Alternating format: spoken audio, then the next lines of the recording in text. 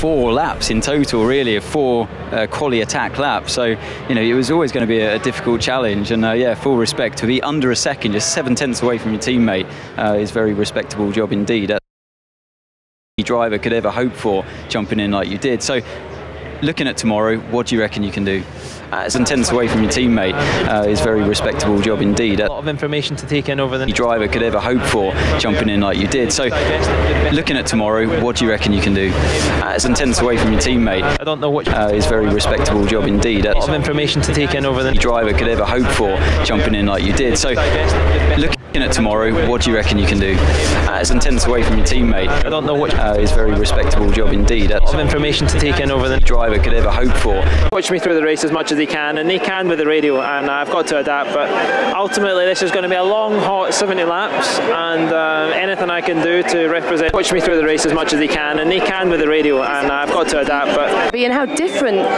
Ultimately, this is going to be a long, hot 70 laps, and anything I can do to represent. Watch me through the race as much as they can, and they can with the radio, and I've got to adapt. But and how different. Ultimately, this is going to be a long, hot 70 laps. I'm expecting my head will be stuck to, and I've got to adapt when I try and lift it. But and how different. Ultimately, this is going to be a long, hot 70 laps. and how different. Ultimately, this is going to be a long, hot 70 laps. I'm expecting my head will be stuck to, and I've got to adapt when I try and lift it. But and how different. Ultimately, this is going to be a long, hot 70 laps. and how different.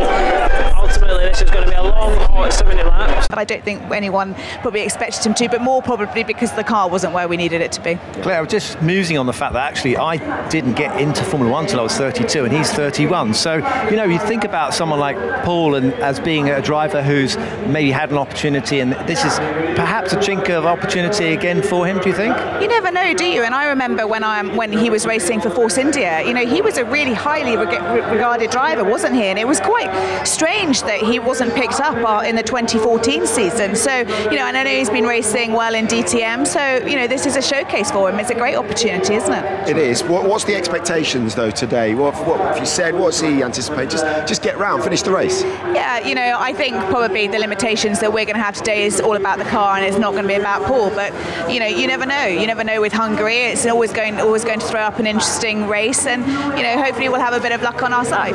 I know it's not in the team's remit, but I mean, is this an example of how perhaps the FIA should insist that drivers or reserve drivers get some mileage, you know, automatically, so they continue keeping themselves up to speed? This is the problem we have, and as much as Paul has been great being our reserve driver for the past year and a half, sitting in every single engineering briefing, he hasn't had the track time because we haven't been able to give it to him because we have such a limit on the amount of track testing that we can do now, and that's not right. You know, for young guys as well that are coming up, you know, we're lucky Paul's got racing experience, F1 racing experience under his belt, but if you've got a reserve driver that doesn't, yeah, that's not safe, is it, putting them in the car like that? I think you mentioned safety. I mean, I think that there is a safety issue here. I mean, it's a massively tall order chucking Paul in at last minute like that. So he's done amazingly well, but he's still got to get through this race. Yeah, and it's a tough race, isn't it? I mean, just the temperatures today, if nothing else, they're going to be tough for everybody.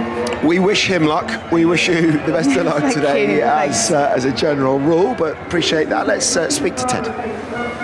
Thanks very much, Simon. Needless to say, it's an important day for Ferrari. They haven't won a race since the Monaco Grand Prix when Sebastian Vettel was victorious, and they come to the track that really resembles Monaco the most in the layout, and they're on pole position. So what do you most want on a pole position day in the morning? And that's for everything to go calm, and that's precisely what has not happened this morning. We can see this is the scene this morning when they discovered a problem with the hydraulic system that controls the gearbox, and they've had to take the car apart. The gearbox came off the engine. They've had to get the FIA